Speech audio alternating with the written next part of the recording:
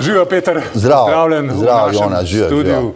Prav vesel sem te. Daj mi na začetku, prosim? Enako sem vesel, da smo vse po določen času skupaj. Veselje kar plava v publiko. Peter, najprej me zanima, kaj počneš zadnje čase. Slišim, da imaš nov projekt.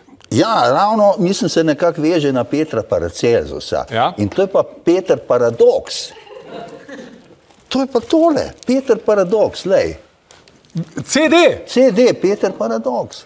In sicer ta CD izhaja iz nekaterih temeljnih stavkov moje filozofije, med katerimi tale.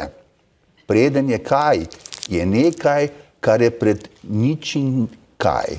In bo, ko ne bo več nič. Ok, o tem bom moral še razmisliti. Ampak zakaj pravzaprav gre? Gre za glasbo? To gre za glasbo, za petje, muzika, glas, teksti, muzika. Glasbo mi je naredil Iztok Turk. Kakšno muziko? Rock'n'roll? Industrial techno, industrial rock. In ti poješ? Tudi malo. Besedila so tvoja? Besedila so moje, ja. Peter, pravzaprav... Ja, nastopa gor še Sabina Cvilak tudi. Potem si bom pa ta CD gotovo To ti podarjam. Hvala lepa.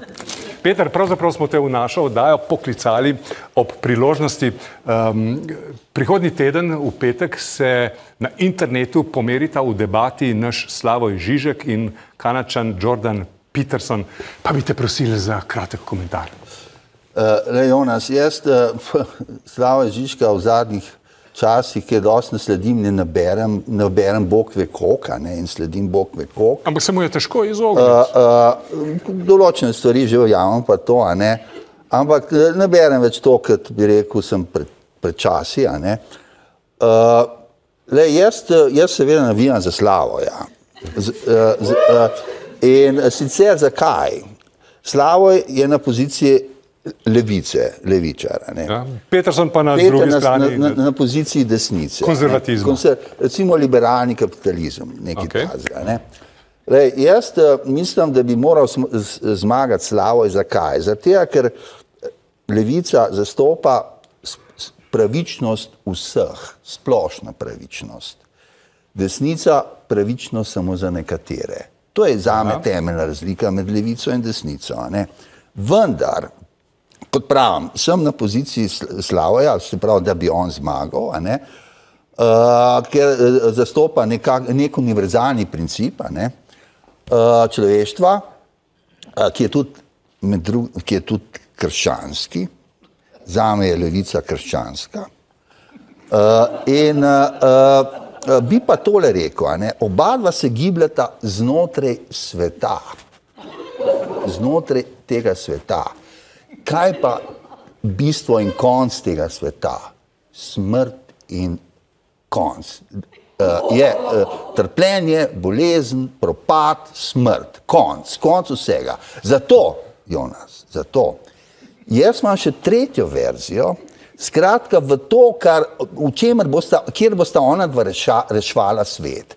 Jaz mislim, da tiste dokončne rešitve tukaj ni. Treba uvesti še tretjo dimenzijo, metafizično dimenzijo, ki jo pa jaz zastopam, tisto tam gor nad, se pravi, nekaj, kar je zunaj nad vsem, se pravi, na celoto sveta, na celoto univerzuma, kozmosa, vse še obstaja nekaj, kar je zunaj vsega tega in tisto rešuje pol stvari.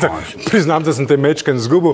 Na kratko bi te samo še vprašal, a opaziš ta fenomen, da je pravzaprav filozofija spet postala del pop kulture, tako kot recimo enkrat že v 60-ih? Ja, mislim, da je to zelo dobro. Mislim, bi mogla jaz še naprej. Mislim, filozofija je pač mišljenje o mišljenju, Denken über das Denken, pravi Nemci, in to samo mišljenje pravo, tisto resnično mišljenje v skladu s tisto resnico kot tako bo reševal svet, mislim. In čim več mišljenja. In filozofija je mišljenje. Hvala lepa, Peter. Lepo si nam razložil. Peter Mlakar.